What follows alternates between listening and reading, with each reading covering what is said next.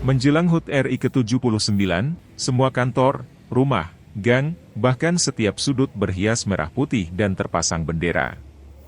Namun ada yang terlupakan di H-1 perayaan HUT RI, Monumen Patung Pahlawan Letu Dwinda, yang terletak di Jalan Ahmad Yani Kelurahan Baler Bale Agung Kecamatan Negara nihil bendera ataupun umbul-umbul merah putih. Mendapat informasi kalau di areal Monumen Patung Pahlawan Letu Dwinda tidak terpasang bendera merah putih, Dandim 1617 Jembrana, Letkol Infanteri Muhammad Adrian Syah langsung gercep.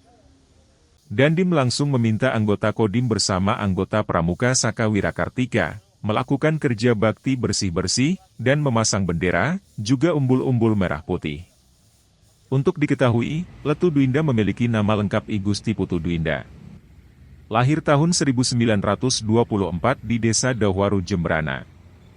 Ia putra pertama dari pasangan I Gusti Nyoman Sulem dan Dewa Ayu Menuh.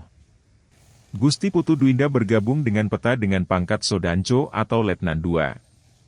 Setelah Jepang hengkang dari Indonesia, I Gusti Putu Dwinda bergabung dengan pasukan Tentara Keamanan Rakyat melawan penjajah Belanda. I Gusti Putu Dwinda sendiri pernah terlibat pertempuran melawan penjajah Belanda di Candi Kusuma Gilimanuk dan Negara. Tanggal 17 November 1946, I Gusti Putu Dwinda bergabung dengan pasukan Ciung Wanara pimpinan I Gusti Ngurah Rai di Tabanan, dan I Gusti Putu Dwinda ditunjuk sebagai Komandan Batalion Pasukan Ciung Wanara. Pada tanggal 20 November terjadi pertempuran hebat di Margarana Tabanan yang dikenal dengan Puputan Margarana. I Gusti Putu Dwinda gugur bersama pejuang lainnya pada usia 22 tahun.